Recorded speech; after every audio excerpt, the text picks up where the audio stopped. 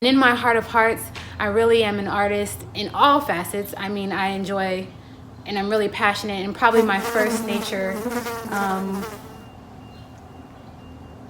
Holy shit, there is a wasp in my apartment.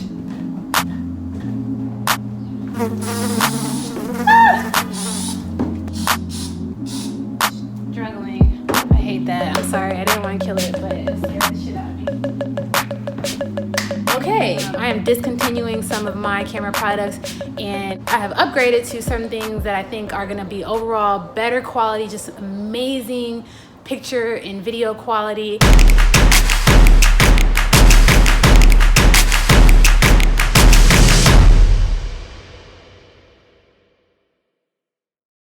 I'm Kayla Joy. I'm a solo traveler. I've been traveling solo for about a little over 5 years now, and over that time there are three things that have become important to me about the products that I bring with me, whether it be clothing or electronics, and that's cost.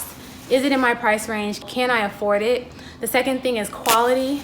I want the best quality. And then the third thing, and the most important thing, is size. I have slowly been trying to decrease the size of my package, which includes me, my gear, and my clothing and baggage. I'm an adventure traveler, so I go on a lot of hikes, I climb a lot of mountains, and a lot of times I want to take every piece of my camera equipment with me to get different things. So I know once I get to the top of the mountain, and here we are climbing up a mountain, I'm gonna wanna use my drone and get some epic drone shots of that scenery. I'm also gonna wanna take out my mirrorless camera and get some cool shots up there. And then maybe while I'm actually hiking, I want a camera that's gonna film me first person and, you know, give you guys an account of what it's really like to be on this particular hike on this particular day. So that's 3 cameras right there that I would need on this one hike. There have been times where I've just decided, you know what, I'm not taking that because the size of it and the amount of weight that it added onto my package was just too much.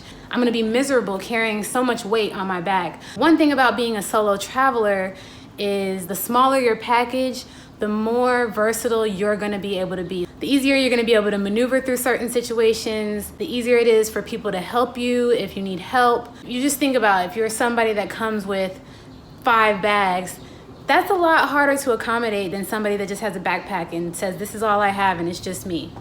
You know, sometimes we can fit one more person, but we can't fit 2 or 1 person plus a ton of things.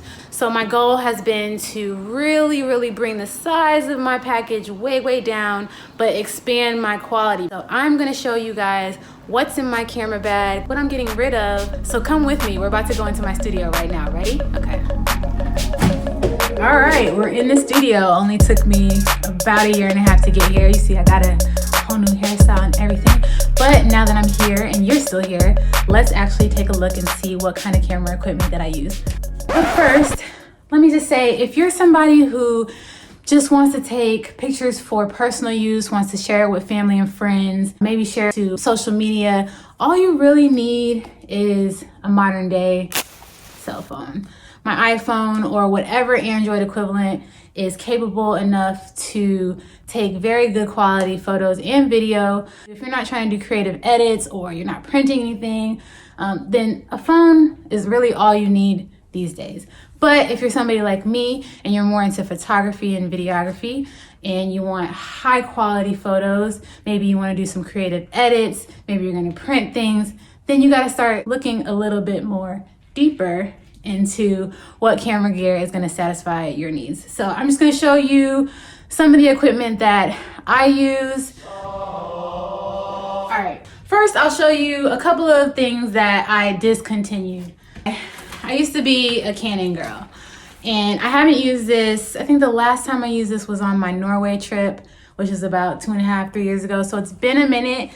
This to me now is a dinosaur that I so badly needed to upgrade. I was not getting the quality that I wanted. You know, I basically outgrew this camera. This will probably never be discontinued. This is the Sony Nex. I think it's the Sony Nex 3. But it's of the first generation of the Sony mirrorless cameras. And for a long time, I got this in 2010. I used it, but then I stopped using it for years because I don't know. I think I didn't realize how good of a camera it was, and I felt like I needed something better. If you feel like you're not getting the kind of photos that you want, 9 times out of 10, it's not the camera, it's your photo taking abilities. And so you need to brush up on that. The camera is definitely going to provide better quality. It can allow you to do certain things, but it's really not going to take a good picture. You have to do that. So for a long time, I just didn't really know how good this camera was, but this is where it started. This was the predecessor, if you will, to the Sony Alpha cameras that we know of today, GoPros. GoPros are one of my best friends. Look at the size. It's small, it's compact. I can easily stuff this in my pocket or throw it in my bag, and it's gonna be able to capture some pretty good video, captures 4K video. The photo quality is not superior, but it's not bad. And this camera is really made for mobility. So a lot of action sports, you can attach it to things like handlebar mounts, surfboards, cars, head straps, anything. You can attach it to almost anything, and it really captures that motion. Now, this has downsides because it can't do everything. I wish it could because of its size, but you can't zoom with this camera. You're not really gonna get high quality photos with this camera. So this is really for action-oriented movement. Next up is the DJI Osmo Pocket. For its size, for what it is, this is a really good tool. The video quality it's amazing. It rivals like my mirrorless. It's so much better than the GoPro. It's great in low light. It's called the Osmo Pocket because, as you can see from its size, it's small enough to just slip into your pocket. Now, it's a little deceptive because to use the full pro features, you have to attach your phone. So it becomes this size when you want to use it fully, which isn't all bad. You use your phone as kind of an external monitor, but it just takes away from that small size as advertised. And then if you want to use it in other ways, there's all these other attachments that sometimes just make it cumbersome. I really don't use this enough. I want to use it more. It's definitely a good tool. Again, goes to my goal of keeping my weight, my size of my camera bag down. Now we've got the Sony a7R III, and right now it's attached to my Axoon gimbal. But this is my main camera body for taking all the high quality photos that I want to get. It also takes very high quality video. I love this camera. The quality is just amazing. You get like 40 megapixels or something with this camera. So, you know, the upgrade in quality was massive. It means for some bigger files, which can become a headache when you're trying to manage your media, but it comes from that Sony Nex3 that I showed you. As you can see, it has the eyepiece. It has a lot of other things that we didn't have in the earlier days, and I love this camera. I lost my last one in New Zealand. Lost it to the rainforest, but we got a new one, and it is the Mavic 2 Pro, also made by DJI, and it's a drone. You want drones to capture certain aerial shots. When you're by yourself, maybe you're sitting on a cliff and you want a shot of you staring off, and you can't get that unless you have somebody crouched with a telephoto lens nearby. So this comes in really handy, just gives different perspectives. So that's something that goes into my camera bag. And just real quickly, I'll show you what my older drone looks like just for comparison. This is the old. This is, well, I mean, it's still a good quality drone, actually. It feels old. Look how big it is. It's like